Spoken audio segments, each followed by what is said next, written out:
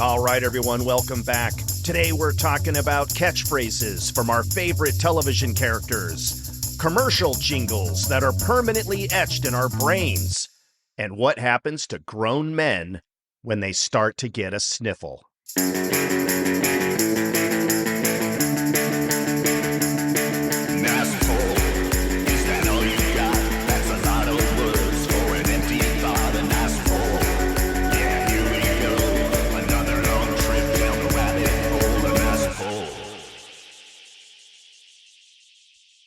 So, Chris, I think we've mentioned this about a million times, but, me, you, and I think a lot of us adults that would fit into this generation, Generation X, we now are victims or, I wouldn't say victims. I mean, we willingly do it, but I would call it doom scrolling, right? We all know what doom scrolling is, yeah.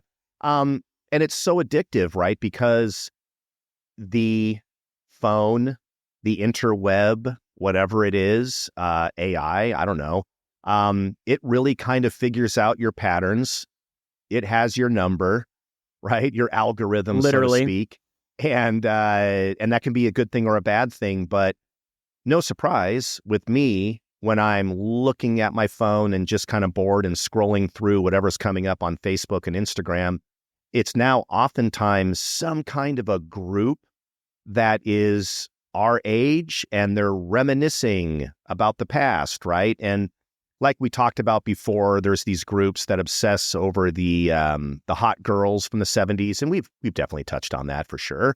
But we have. Others will concentrate on just the ads or the TV shows or things like that. But again, there's no shortage now of reminiscing and looking back on the 70s and 80s and 60s. I mean, I see people there on Instagram, Chris, that literally have over 1 million followers, and they're basically doing the same thing that we're doing, right? Which is just, hey, remember this?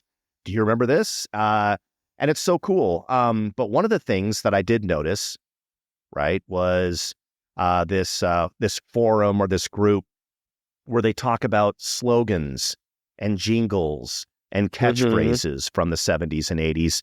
Holy moly. I mean, I guess we could do a 5-part series on that. And we've touched on it for sure. I mean, every one of our episodes has something to do with that kind of thing, but I thought it might be kind of fun to just kind of rack our brain for a second here and think back on as many television catchphrases as we can think of, right? That made it into pop culture and entered our daily vernacular. The lexicon. Off the top of your head, Chris, the lexicon. There you go.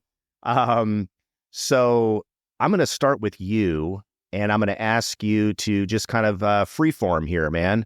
What are some of the more obvious ones, or maybe obscure ones that pop into your mind? You know, I think you definitely put them in a couple different categories, right? Because you had the ones that were jingles, right? They were flat out songs, right? And they would get sort of stuck in your brain like a brainworm to the point where I can't get that out of my head, right? There were the ones that were, again, as we described them, somebody's cool catchphrase, which we can go down the list of of all the shows and even movies and whatnot that we saw. And this was great because it was essentially spanning generations, I think, and because I think they're still around. Like we started in the 60s or 70s, and we could still be cranking them out through the 90s and beyond. But I think the ones that kind of stick out to me, a couple different categories. Again, I think the ads, right? Because I think that was really the intent, right? The slogan, the phrase of the "I'd like to buy the world a Coke" or something like that, where it was just like, okay, right. Hold on a second, Chris. Hold on. Let's take this one at a time. I hadn't thought of that one in such a long time. That was an ad campaign that to me was very similar to We Are the World. The idea was that they would always show these giant crowds, right? It would always start with one person singing the song kind of a cappella, and then the camera would pull back, and then it would be more people joining in. And then pretty soon you have this whole We Are the World chorus, and whatever, Chris, hundreds, thousands of people all singing in harmony, right? So that one is, how does that song go? I'd like to buy the world a Coke. And dun dun dun dun dun. Well, no, it's like, no, first it was like, I'd like to teach the world to sing in perfect harmony. There you blah, go. Blah, blah, blah, blah, blah, blah, blah, blah, I'd like to teach the world to... Yeah, well, I don't know. I don't know the whole of it. Well, we failed miserably. Look at that. We don't even know the song. No, we didn't, because I remember what was the product. It was Coke. And you described it, bunch of hippies and then like square dudes, like locking arms literally around the world. Like they're standing in some, green pasture, and they're singing in perfect harmony. And it keeps pulling out to the point where you now see thousands of people, right? And multicultural, everything about it was, and it's about a freaking soft drink, right? So, I mean, I think that part sticks out because, again, through the passage of time, and yes, if I were to, if we were to pull it up on YouTube, the lyrics would just kind of come back, right? You would start singing along, and we didn't do that because I just kind of threw that out there. Well, I'd like to believe so, but yeah, No, it would. So I think. But here's my favorite part, Chris. They in that particular commercial, Coke is so genius because they played upon our emotions, right? It's such a beautiful thought, right? To start with one person singing a cappella with a very simple thing. I would like to teach the world to sing in perfect harmony, right? It's a nice thing, right? And then you pull back and it's almost like you're watching a musical like Hair. Right. Yeah, very much so. But then at the end of it, the punchline is buy Coke, drink more Coke. And all I can think of, not at the time, but now in retrospect, is why couldn't the world have really done that without it having to be a Coca-Cola ad? Is there? Mm-hmm. It's just so sad that we, it's such a nice feeling to think, oh, unity and happiness and the whole world getting together and diversity. Oh, that's right. You want us to buy a Coke. Right, exactly. And again, I think we've talked about it. I think for my money, one of the best TV series of the last 25 years is Mad Men. Okay. And, it starts out in the 60s and, this advertising agency, Madison Avenue, extremely flawed anti-hero, but compelling, lead character. The final episode, the implication is that he creates that jingle. He creates that campaign. That's literally the last scene. Oh, really? Oh, I did not know that. Okay. Oh, okay. Yeah. And he spends time finding himself at this like hippie commune in California. And then the last thing you see, and they're visual, they're sort of Easter eggs showing, wait a minute, they recreated some of the commercial in where he was at this like hippie retreat. And so you get the implying without saying that he wrote that jingle, which makes him a genius. Right. So, but you're absolutely right. But it reflected the time. And I think another one that jumps out at me that reflected the time. And my bologna has a first name. It's Oscar. Okay. My bologna has a second name. It's Mayer. And I think I love to eat it every day. And if you ask me why, I'll say, because Oscar Mayer has something has a way. Has a way. Okay. I don't know if you can wrap it up. Okay. I can. Here you go. Ready? Go. My bologna has a first name. It's Oscar. My bologna has a second name. It's Mayer. Oh, I love to eat it every day. And if you ask me why, I'll say, 'cause Oscar Mayer has a way with bologna. Well, as a kid, here's when that commercial first came on, I would say the very first time I saw it, I'm sitting in front of the TV. My mom is sitting behind me in the couch in the living room. And Chris, this living room, right? Because you weren't at my house back then, but the living room because it has a shag carpet. It has the metal coffee table with wrought iron that looks kind of like the Spanish, glass tabletop, early American Spanish. Yeah, the glass, all that stuff. Uh-huh. It has the fireplace, and Chris, of course, it has the wood paneled wall. Thank you. Mm-hmm. The wall with wood paneling. We all know that one. Simulated wood paneling. Almost like the adult film porn paneling is what it really looks like to me. But and then we even have a little mini bar that had the Farrell's Ice Cream Parlor wallpaper. Easy chair? The red felt wallpaper, the easy chair, all that stuff. And I'm in that room, and my mom says, wow, that is so, what was her words? That is so amazing that young actor was able to memorize that. How clever of him, right? Because he's Bologna. And all I could think about as a competitive kid was, oh shit, now I have to memorize this.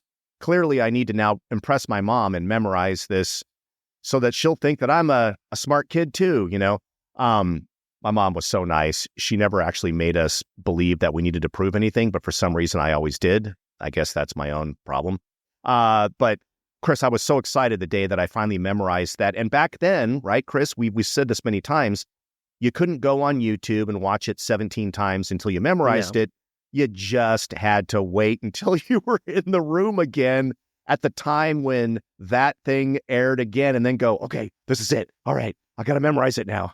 That kid sitting on the dock, okay, with his little toy fishing, rod That's in right. one hand. Yes. And then like a bologna sandwich, a half-eaten bologna sandwich. And which defies, when you think about it, and there was probably a time period in my life, and a lot of our lives where I probably ate a bologna sandwich 5 days a week for several years, right? Because that's... gross. I know, but that's what my mom, maybe like that jingle too. It's like, here's your bologna. And you didn't question it. Although I remember we all wanted that final slice because the first slice, but actually the last slice would be right up against the edge of the container. It would have the imprint of the Oscar Mayer logo. We would fight, oh, cool, we got the slice with the logo.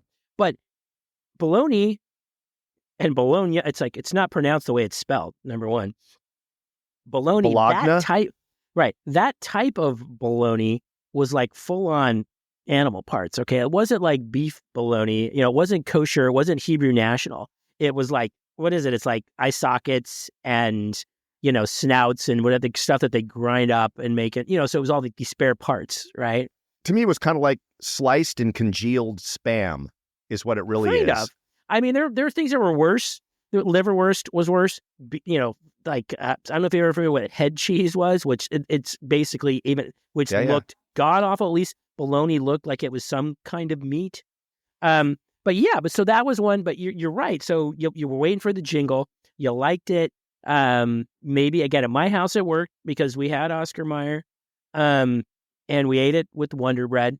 But those ones kind of jump out to me as a couple that right off the top, even though I guess, and again, maybe it's just age, I couldn't complete the songs, but I remember really how the song went, and I remember the product, and I will never forget how the song went, and I will never forget the product, so I guess they were successful. They were successful, and you and I talked about this in the last episode, which is we, I guess, are part of a group that remembers these things from back then, right? And I don't know why. I mean, I have no idea why. Was it successful advertising, or was it just part of our weird personalities? And not to get too sidetracked, but Wonder Bread really is kind of a magical thing because there isn't really anything like it right now, Wonder Bread. And let's be honest, Chris, we all know now that we're a little smarter, Wonder Bread is not bread. No more than bologna was meat.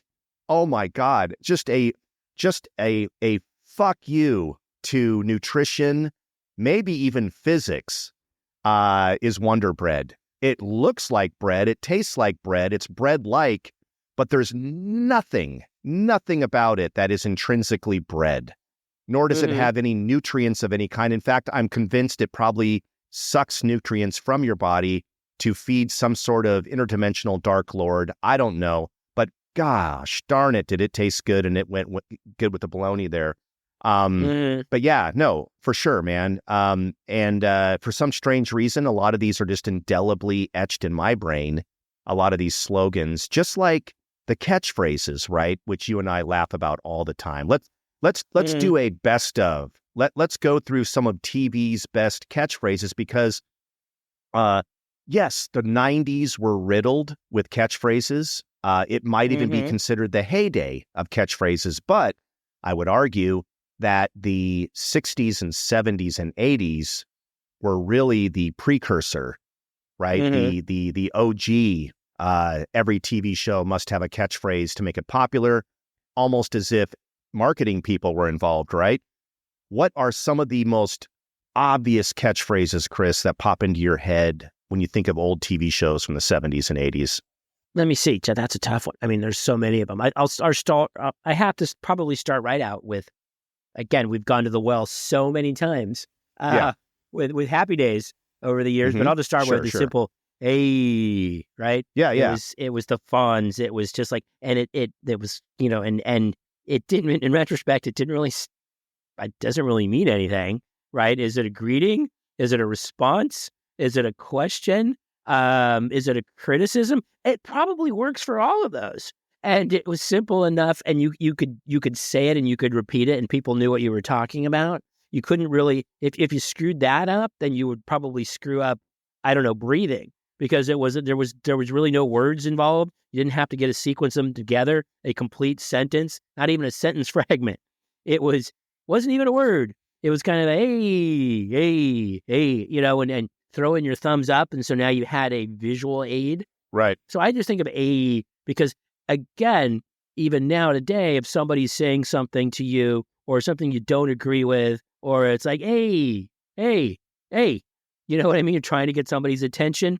Yeah. It's like, it's like, I don't know, it's a utility catchphrase because it just fits in so many categories. And alphabetically it works. So that's the first one I think about is, hey. Yeah, for sure.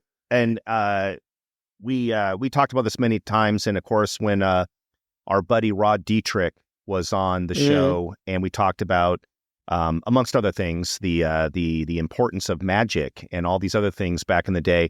But he specifically called me out on my Happy Days obsession. And of course, that was a big show for me. And I loved the Fonz. And it's so weird, Chris, because if you went into my bedroom on Bonneview Drive in San Carlos in the 1980s, you would have seen for sure the classic Farah Fawcett poster. You would have absolutely seen, I think the other one was Lynda Carter. And then, honestly, weirdly and strangely, Fonzie, right? So the other big one, of course, was Sit on It from Happy Days. Yep. That was a big one that they pushed that hard. You could tell they really wanted that to enter into the pop culture vernacular. Right. So Sit on It was a big one, but let's go the opposite. Let's not talk about a bunch of white dudes in a 1950s idyllic American Graffiti call out. Let's go into some of the shows that had predominantly black actors, right? The very first one that comes to mind would be, of course, we had the Jeffersons. That was awesome. Very, very funny. And then we had Good Times, right? Which was huge, just enormously successful. So hit me. Good Times. What catchphrase pops out immediately? Dyno-mite. There you go. Was that bad? Jimmy Was J.J. that not a good Walker, rendition? man. Yeah, a stand-up comic that was able to play directly into a catchphrase on TV. Holy moly, that guy was like double launched back then. It was so cool. Right. Dyno-mite. Yeah, love that one. Now, let's go the opposite. Well, I wouldn't say the opposite. That's kind of funny to say, but let's go to a predominantly white cast in a show that was clearly set somewhere in the South. I'm guessing in the Midwest, which would be Alice. And then we had the super sassy, quintessential blue-collar waitress, Flo, right? And what was her famous catchphrase? I believe it was Kiss My Grits. And I'm not going to try with the Flo inflection. Mel, kiss my grits. Although I think, I want to say that show actually took place in like Phoenix or something like that. Oh, did it? Okay. I didn't really. That's okay. And Flo was the only one. She had the Southern accent because nobody else did, right? And I think the whole conceit of that was that Alice and her kid drove cross country to find a new life for themselves, and they ended up, they went from like New Jersey or some place like that and they ended up in Phoenix or somewhere in Arizona. Does this not play back into what you and I always talk about, which is we're now discovering later in life this very strange premise, which is broken family, someone died, broken marriage, fractured family, non-nuclear family, victims of divorce, single parent, trying to make it. You almost get the feeling that the 70s was like a dystopian post-apocalyptic war zone where some fucking thing happened, like, yeah, I don't know. It's just like a zombie apocalypse. It's like, why is everybody trying to rebuild their lives in these 70s sitcoms? I just don't goddamn get it. Right. And especially because from what I understand is like, and of course, maybe because it was 40, 50 years ago and they didn't think of that's a lot of times people, that's like the worst thing you can do, right? Is if there's some sort of big traumatic change or something like that, is just go, you know what, I'm just going to blow everything up and move to Phoenix, get a job in a diner and try to sing in nightclubs, which I think is what Alice kind of did. So, so they had to work right because they had to get right. Every one of those, anybody in the 70s shows who wanted to be, also was a singer, they had to work that into a very special episode. Right. So because everybody goes, to Phoenix to become a singing star. But you're absolutely right. It was just like, it was, and maybe that goes all into the whole, Cold War and killer bees and earthquakes and quicksand and, all of those things that we, Manson family, all of those things that people were afraid of, is that you're right. It was like this dystopian hellscape. We just didn't realize that it was actually caused by broken homes, right? Like divorce. I don't even know what happened. Like Alice, what happened to Alice's parents or husband? What happened to, I think they may have addressed it for 5 seconds on another. Let me hit you up with another one. Okay. Yeah. And then I think there's some and then I'm going to ask you for a catchphrase. Different strokes. Okay. Oh yeah. Different strokes was that trope of rich guy takes in a couple of black kids who don't have a dad. I think their mom may have died, and I think their mom may have been the maid before Mrs. Garrett or whatever, right? Before Mrs. Garrett got her own show. So I think that's the thread. But what happened there, right? And these kids actually scored because they went to live in, they went to live on Park Avenue. I mean, well, they scored. Their parents are dead. But if you get away from that, they actually ended up, except for that time when they had the child molesting bicycle shop manager. But I mean, for the most part, they did. They did pretty well. Okay. Right. And we had Willis and we had Arnold. Gary Coleman was already sort of this budding sort of star, although again had this tragic child star life eventually and died way too young. And he had his catchphrase that again sort of seared itself into your brain, and to the point where at least once per episode he would have to say, "What you talking about, Willis?"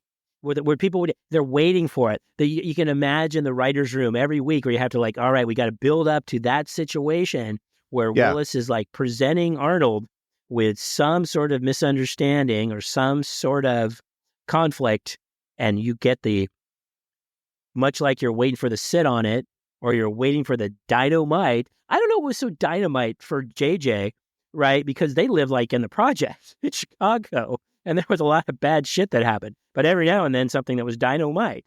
So maybe for Arnold, it made more sense to have a little, "What you talking about, Willis?" because he didn't understand what the hell was going on. But we got it at least once per episode, right? And we all knew it. And we said it to each other at school. We did.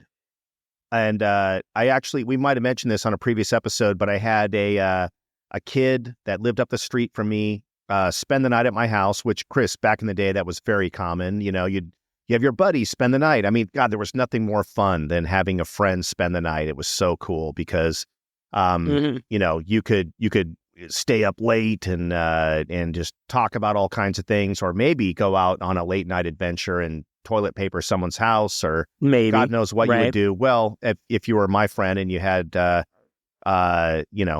mindset of my buddy Scott, we would definitely do that, and then light off M80s and stuff like that. But anyway, I digress. But I'll never forget. I hadn't seen the show Different Strokes ever. And my buddy had already seen a few episodes. And he said, let's watch it. And he spent the night at my house. And he said, dude, wait till you see what this guy says. And again, this is back in the day when this is a new episode. You don't know what's going to happen. You can't watch it pre-recorded. You don't have any reference other than I saw this live a couple of times. And sure enough, like you just said, 10 minutes into the episode, what you talking about, Willis? The audience goes crazy. The audience goes crazy, but the way that Gary Coleman delivered that line, to his credit, it was effing hilarious because you just don't expect it. And he's got the chubby cheeks, and he just kind of does the whole entire slapsticky, almost like a Jim Carrey look on his face, and lowers his voice. And the whole thing was just ridiculously funny. And I don't think I've ever laughed that hard in my life. And looking back on it, it's a huge tribute to Gary Coleman, who really did do a great job with what he was given. I mean, it was pretty funny, but the show itself was so funny because when you actually look at it, hey, I'm presumably a millionaire who lives in upstate New York in some Park Avenue address. And by the way, you two guys, you just won the lottery, but you will still be sharing a room and sleeping in bunk beds. Welcome to my frugality. I just never understood that. It's like, really? They have to share a room? It just made no sense to me at all. And stay out of Kimberly's room, okay? She's roughly the same age, and don't go in the bathroom when Kimberly's in there. Sure. No, you're right. But again, I think I think the all of those tropes, again, when these broken homes and these family disasters and these, the cousin Olivers all of a sudden coming to, it's like, did you know anybody in all of your time growing up, did anybody ever have a cousin, a nephew, right? A niece, a nephew, a family friend need a place to live? And then they came, and then they came to somebody's house, right? I didn't know anybody like that. It's like, all of a sudden their cousin is living with them, or all of a sudden they're living with their mom died, and so they're going to live at their mom's. Right. Thank you. It always presumes some version of tragedy. And I, and my favorite part of all of this is whether it's Courtship of Eddie's Father or you and I making fun of the Brady Bunch and that weird setup to a million other shows, it all goes back to, what is happening, America? Did we lose the nuclear family completely? Like the 50s was so idyllic, right? With Leave It to Beaver and Ozzie and Harriet and just a trillion other shows. And then all of a sudden you've got the 70s, which is just like, we really lost our way and shit just went bad. But it never seemed that way, right? When we were watching these shows, it didn't seem like, you almost didn't even care about the tragedy of it. I mean, whether it's the Partridge Family, what happened to the dad? We don't know. Just a bunch of that shit, which we've already addressed. But it was just so common to have that as a scenario or a setup. It's like, all right, now, as you know, we're now living in witness protection on on a mountain in the Alps, and my wife is a witch. And no, I'm kidding, but it's just so bizarre. I mean, maybe it went to the extent, maybe it's like we had friends, maybe you had a friend or two with divorced parents, right? But that was it. That was the extent of it. And it was just like, oh, so then some weekends they went to their dads or whatever, or they lived with their mom. We all had friends like that. But that was as extreme as it got. Nobody had to go move away because their parents mysteriously died. Nobody had to go live with, again, it's like, well, we went to live with my, out of all places. Did Willis and Arnold have no family whatsoever? Because they're the opposite. Rather than Cousin Oliver going to live with the Bradys, again, Cousin Oliver, again, is sort of that trope where it sort of marks the end of like, yeah, your show's pretty much done once you bring that Cousin Oliver, character in. That means your other kids have aged out and you're trying to still keep that demographic where you can have, because they're all too old to get in any kind of hijinks and cause any kind of problems. I don't think they ever addressed first of all, Cousin Oliver, whose family right? It was it from, Mike's Brady's side? Was it from Carol's side? Was it from one of their dead or just mysteriously gone spouse? He had no idea where he came from, why he came from them. And then, again, it was just like he was just there. And is there social services? I mean, at least, but at least Arnold and Willis had nobody to the point of like, well, they were going to end up in the orphanage, or they were going to end up in a shelter, or a group home, or foster kids. So they're going to go with the rich white guy, right? And all of a sudden be living on Park Avenue, which I guess isn't a bad thing, but it kind of tests, believability just a little bit. But we didn't question that at all. We thought it was funny. No, we didn't. And nowadays, a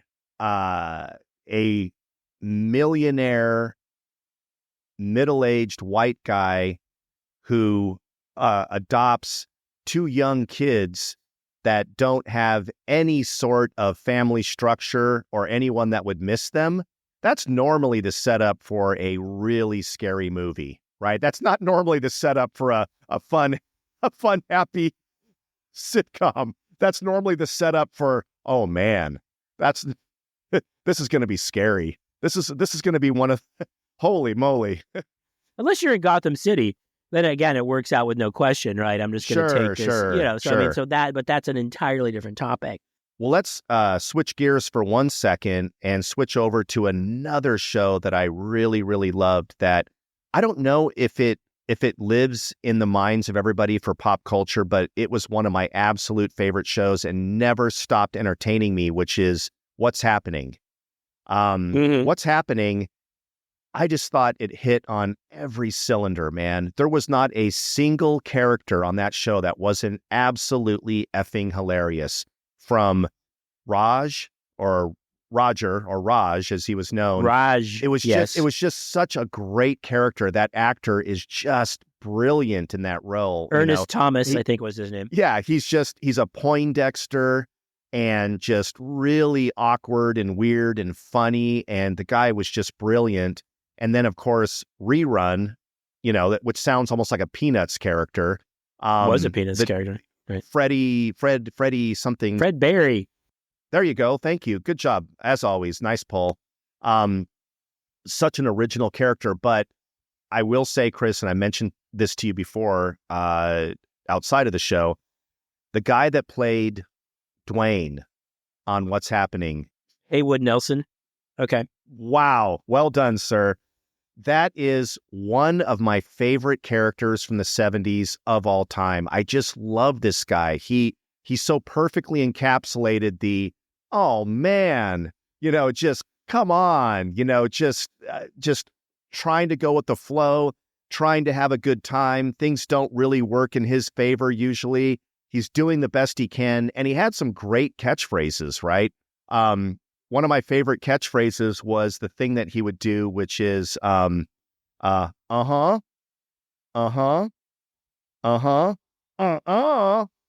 That was the thing, right? Where he would be with you for a few minutes, and then he would suddenly, and then just the simple catchphrase of, hey, Raj, what's happening, man? I don't know how to explain it, but you had to be there. You had to see it. But God, that actor is just so effing good at that character. It's just ridiculous. You just love the guy. You just want to give him a hug in every episode. I love that guy. I love Dwayne. Well, you had to. Well, again, he expounded on that with his hey, right? Which was hey. Was it a greeting? Was it an exclamation? Was it a question? Again, it worked in a variety of... Chris, it's all those things. That's why it's so brilliant. Perfect, right. But again, in What's Happening, and again, you also had your wisecracking, sage, somewhat sarcastic and mildly condescending, but very funny, Shirley, right? Who was the waitress? Yes, right. Of course. And Shirley was unhappy as hell to be working at, and I think it was called Rob's. Wasn't it called Rob's Diner or something like that? Where they always... I don't know. Yeah, you would know. Shirley hated her job. Shirley hated pretty much everything because she was always just like dealing with these kids and working in this crappy place and serving soda. I don't think they never bought anything of any substance. So it's like, I don't think Shirley got much in tips. How much tip can you get off of 3 grape sodas? There was Dee, right, the sarcastic younger sister, again, whose sole presence just existed to cut everybody down. Right, it was just she was smarter than everybody because she just had this outlook in life. And again, but he'll throw it right out there. Where was the dad? Where was Raj's and Dee's dad? Never saw him. Never heard of a reference to him.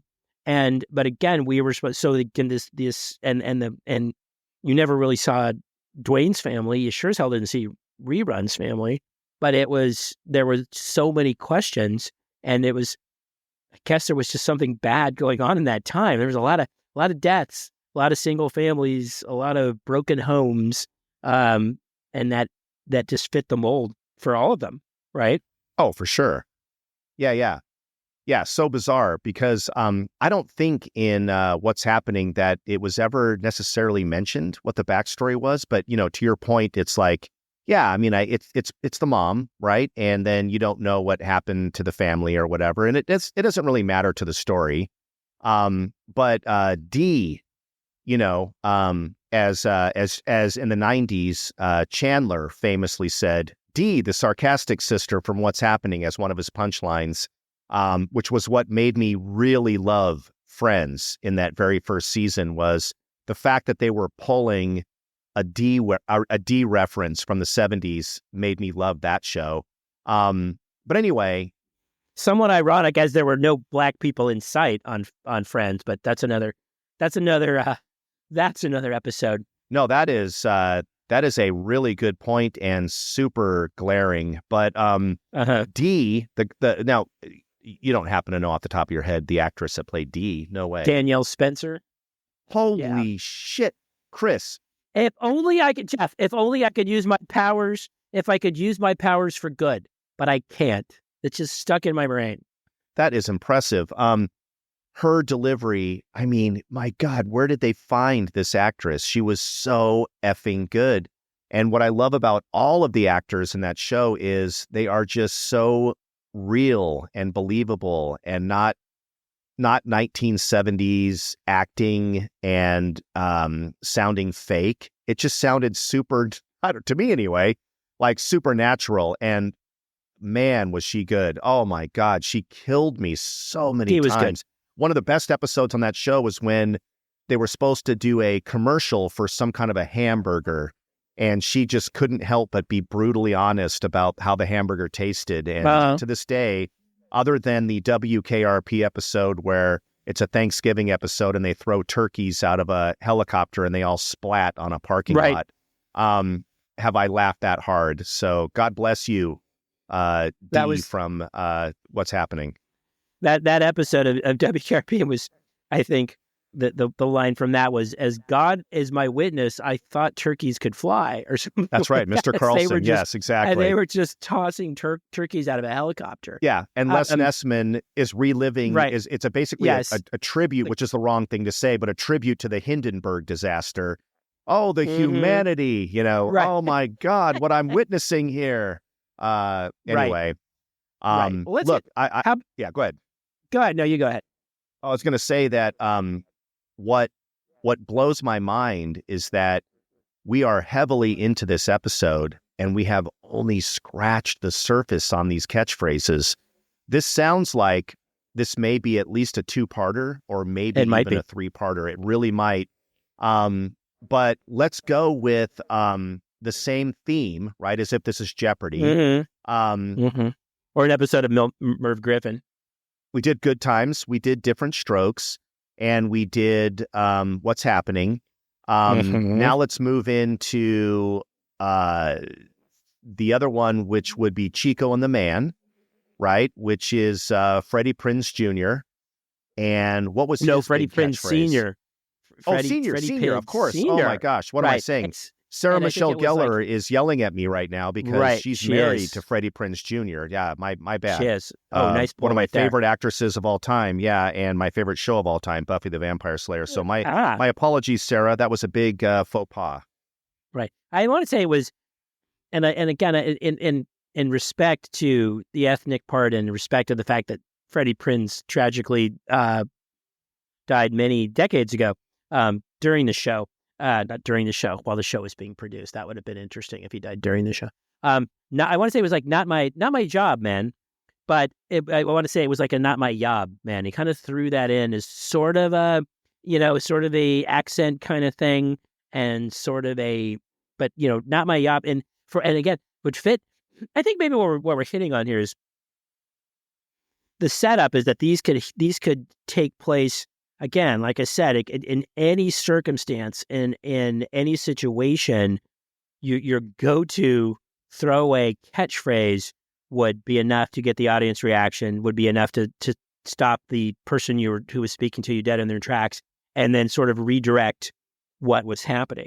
So not what's happening, what was happening, but That's right. I think of the it's not my job, man, which would be like, okay, what happened before that and what happens after that didn't really matter because you threw that catchphrase in. Chico and the Man, which was I think a pretty good show, and then it was just obviously after Freddie Prinze died, it just literally just faded into oblivion almost immediately. Which he was one of the stars of the show, so maybe that kind of makes sense, I guess. Well, yeah. I mean, the other star of the show is a guy that was just thrown in there for fun, right? Jack Albertson, right? Right, the man who again, as we've said many times, famously was the Grandpa Joe in Willy Wonka, right? Who couldn't drag his ass out of bed unless there was the promise of some chocolate. Oh, Jesus. Sitting in that bed with three other grandparents.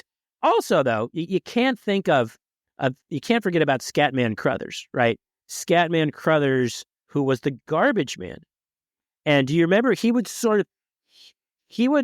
kind of do you remember he would sort of introduce himself on the show? He would kind of walk up and go, then I'm paraphrasing because I'm sure I didn't get this 100%. Get out your can. Here comes the garbage man. Like he would announce, bring out your trash. And he would come up with one of those remember we had those metal sort of, beat out with the handles. Everybody had the same garbage can. Oscar the Grouch. Right. The gray metal, gray metal with the ridges and the handles. He'd come in and he'd have his can. He'd announce himself. I think his name may have been Ed. They knew his name. They knew the garbage man's name, which in itself, and he knew their names. And sometimes he would have something to say, and he would sort of interject some wisdom and get involved in whatever situation they were having. And he was a garbage man. And then he would get the trash, and then it's gone until the next episode. Probably not his career highlight, either this or The Shining, maybe. Oh, yeah, right. Was it somebody I know, I think trick-or-treated once at Scatman Crothers' house? I forget. It might be somebody that is pretty close to me, but I can't remember. And I'm going to get in trouble for not remembering who that was. But yeah, so you threw in, it's either Ed or Lou or one of those kind of 70-ish kind of names. The garbage man. But yes, Chico and the Man.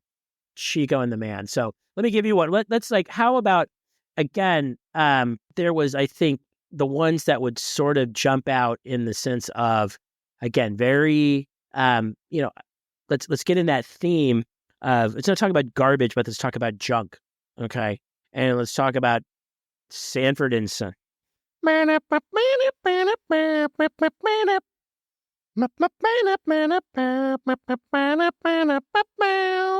going to let you finish.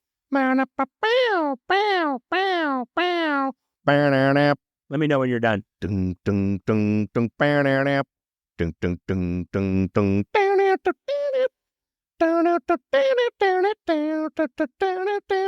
dun.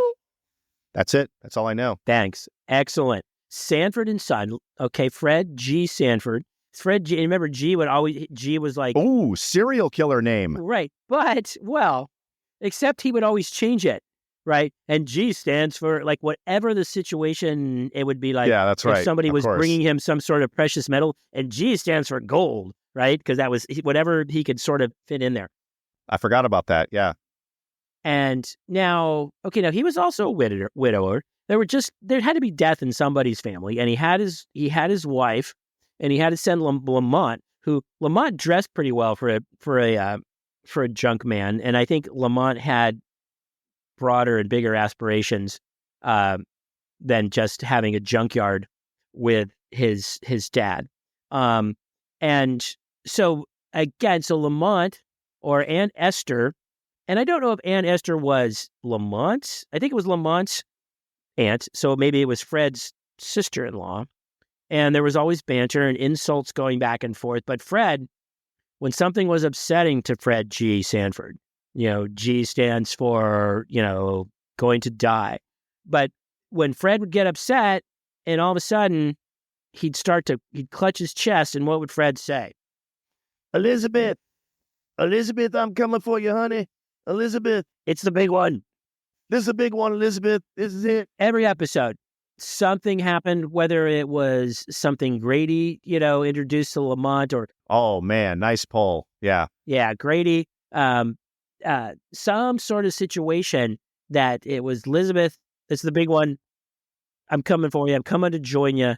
And the plot would turn on that, right? Something happened to get to that point, and then that was the focal point. And then he never actually had that heart attack, right? Clutch his chest. And I think in real life, Red Fox was like 43 years old at the time. You and I talked about that. Yeah. He looked really old. He was like 4 years older than Damon Wilson, right? So probably in real life could not have been his father. But coming to join you, clutching that chest, and whatever hijinks, they never sold. It's like, again, the junkyard didn't seem to be very profitable. You never saw him actually purchase any junk or sell any junk. How in the world they made money, right? Because if they already owned that house, let's just get into the technical aspects for no reason that makes any sense. If they already own that house, even if you were just paying for property taxes or something, I don't think they were making enough money to support that lifestyle. I don't at all. So I don't even understand how they did it. Yeah, it's very strange, but that's okay. That's part of Hollywood's magic. Yeah, he hung out with Grady and sometimes Bubba, and it was just like Lamont's friend Rollo would come over, and again they were always like, "Geez, Chris, holy shit, Grady, Bubba, Rollo, that's three right there. Boom, boom, boom. Well done, sir." They were always going like double dates, right? And they would always try to hide that I don't know what Rollo did. I think he may have been some kind of criminal, but Lamont was trying to sell himself to us like he was a sold commodities or something like that, which he sold junk. Can I pause this for one quick second and just say one thing? When you said Rollo, all I could think about was Rolos, right? Which is a candy that, does it still exist, Chris? Have you seen Rolos? Yes, it does. I had one recently. Yes, it exists. And they're still damn good. It comes in a literally a roll, almost like a Surf. Very good. Yes. But they're almost like Reese's peanut butter cups, except the inside is caramel, mostly, right? And can you do the actual jingle for that? Do you think you can pull that out of the back part of your brain? There are lots of chewy Rolos in a roll for you if you're choosy about what you chew. That's right. With real milk chocolate and caramel too. Yes, so you can do what? Chew, chew, chew, chew, chew, chew, chew. Chris, you nailed it. Yes. There are lots of chewy Rolos in a roll for you if you're choosy about what you chew. Real milk chocolate and a caramel too, so you can chew, chew, chew, chew, chew, chew, chew. There you go. Well done. That was a earworm in my brain that I just had to get out there. Sorry. I just had, again, there's still well, now it's in the freezer. There's still Halloween candy in this house, and I had a Rolo a couple days ago. So, full disclosure.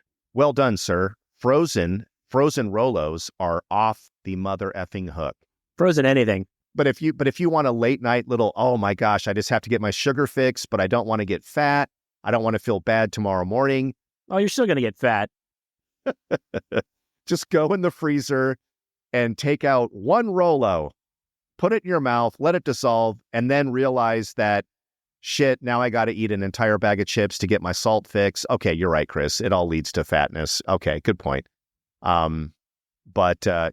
No, it's you're just kind of sucked in. You think about the consequences later, but a Rolo, a Reese's peanut butter cup, um, you know, hey, they're all good.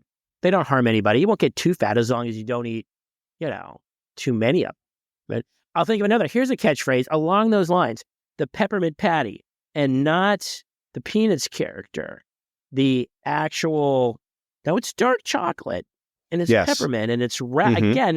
I think I think the thing about it's wrapped in the foil, like the Rolos. Wrapped in the foil means it's a good shit. Okay. Yes. Here's one for you. Right. Do you remember? So that they would have these commercials, and the whole idea was it was like cool, right? You were literally like you're like on top of a mountain. The idea was you're eating one of these things, a peppermint patty, and you're about to like do a ski jump or something. Yeah. Right. Do you remember that catchphrase? When I eat a York peppermint patty, Chris, I get the sensation. Yes, you do. That I'm on top of Mount Everest, about to descend the slopes on the world's highest mountain, or whatever it is, right? And then it's like some wife going, "Okay, Howard." Okay, Howard. Right. You become this different person. You're having this different experience. By the way, Chris, let's not throw under the bus the fact that that the wife was always or often the foil, the shrew, the buzzkill in all of these punchlines, that somehow men just weren't having as much fun as they could because of their womp, womp, womp, their wife, right? Right. All right, Harold. It was such a trope back in the 70s, even the 80s of, oh no, here comes the buzzkill wife, Right. It was, and maybe that's why there were so many broken homes. Maybe that's why there were so many missing dads, because essentially they were getting badgered, dare I say, nagged, right? Because there was an actual term for it. It's like you would say, oh, she's such a nag. Nagged. There was no exactly. like term, and I'll fully admit, there was no term for like a husband who was just an asshole. The husbands just had sort of carte blanche to be assholes because they were the breadwinners and they were the men and they were the guys and they were chasing their secretaries around the desk, or they were doing some bullshit like that. And the women were just nags, to the point, and they're keeping their husbands in line and they're keeping their families running. And they're trying to say, it's like, you just had a freaking peppermint patty, Harold. Yeah. Okay. So like, get over yourself. But again, he was so miserable that he had to think that he was about to jump off of Mount Everest on skis, because that was better than the life he had selling insurance and driving home to the suburbs. Right. I still crack up to this day at that whole entire sentiment of somehow it's just, a nightmare that I have this other person that is trying to keep me down, and really at the end of the day, it's like, oh, you mean the actual supportive person that's actually taking care of the kids and making sure the house is nice and supporting you in every single way emotionally. And it's like, wah. Mm-hmm. I look back on, God bless a bunch of people that I knew back in the 70s, as a kid, whether it would be, whatever father figure or whoever's out there, other dads or whatever, my own dad, I guess. And you're just like, were you guys just the biggest, most gigantic babies that ever lived in some respects? Oh, absolutely. Just, my God, your fragile fucking egos that you just thought, again, I'm not trying to get on a soapbox here, but it's just like, get over yourselves, How about just having the tiniest bit of thanks and respect for the person that's your other partner that's propping you up, you idiot. Doing all the work. Well, yeah, I remember, thank you. Yeah, hello. Right. Well, because you remember, it's like, okay, when you, let's say you got sick when you were a kid and you got to stay home from school, and maybe you were going to have some soup and some saltines, some ginger ale, maybe some toast. You're going to watch Price is Right. Wow, that sounds like a perfect afternoon, Chris. Thank you. It does. I know. I know. It sounds very enticing. Come with that stupid thermometer, that glass thermometer, and stick it under your tongue. If you're lucky. Right. Maybe some Vapo Rub. Okay. Any of that's, and that's and 7 nice pulls. Okay. And your mom did that, right? Your mom did that. Except in extreme circumstances, your dad maybe left the house with his briefcase and had to go to the office, or in some cases to the plant, Again, that was another thing on some shows that we experienced as life, whatever the case. And you were just sick, and then, maybe you miss a day or two of school. You're seeing the commercials for Barbizon modeling and American School of Bartending, how to drive a truck. Boom, boom, boom. And your mom basically did all of that. Okay. And I remember being because again, it was sort of how that, we were never told otherwise. I remember being you're probably your pretty basic sexist kid to the point of like, yeah, women are, men are this and women are that. And men are stronger and can do more and blah, blah, blah. And I remember hearing about like, men at the time, even like overhearing like, men could never have babies because it's like they can't handle the pain or the discomfort. And I'd be like, come on, how hard could it be? And finally, I was probably, I don't know, maybe because here's another thing too. When you're a kid, your parents never got sick, right? Your mom could have been sick, but if she had a couple of kids and had to like make dinner and do laundry and all that other shit, or maybe she had a job, she couldn't be sick, right? She could get sick, but she couldn't be sick. She had to just kind of plow through it. That's right. One time, my dad got sick. Okay, I mean, cold, flu, whatever. And by the second day, it was like, even I was tired of him. It was like, quit your bullshit, man. You're not dying. Okay, you got a cold. He's walking around blowing his nose. Again, he's putting Vicks Vapor Rub on himself. He's eating the lozenges, the Ricola or whatever the hell they were. He's taking his own temperature Ricola. every 10 minutes. It's like, you don't have to take your temperature every 10 minutes. Right? Got the vaporizer going, all that shit. And it's like, oh my God. To me, it was like an epiphany. It's like, maybe there's something to this because, again, he was a big effing baby about having a cold, and everybody in the house had to deal with the fact that he had cold, a little bug, a little fever, had the chills. It was just like, go in your room and leave us all the F alone because nobody... Well, you're taking care of yourself. You got the Vicks, you got the thermometer, you got the vaporizer, you got the lozenges. Go away. We'll see you tomorrow. Well, Chris, my dad was the exact same. I mean, he literally was the king of having to call the wambulance, right? I mean, it's just, Jesus Christ, buddy. Act like a man, would you? You spend your entire life watching Westerns and you can't handle a tiny little cold for more than 4 minutes without acting like a giant child. Your mom was the one that ruled the house and was the badass. She's the one that you want to stand behind in a post-apocalyptic war zone. Well, anyway, that sounds like a good place for us to cut off this episode and get ready to start the next one. Look, here's the thing, Chris. When we started this episode, you and I were talking a little bit about catchphrases and ad slogans and things. And I'm here to tell you, I'm looking at a list of, as God is my witness, it's got to be 60 catchphrases, slogans, and ad campaigns that we all know. And I think you and I got through about 6 of them. So my goodness, there is a lot for us to cover. So really looking forward to jumping into these other memories when it comes to marketing campaigns, catchphrases, awesome cartoon characters, TV characters, movie characters, and the shit that just, like you said, like an earworm, to this day, we can sing those jingles, right? No matter what. So I don't know, Chris, let's do it, man. What do you think? Until next time. Till next time, Jeff.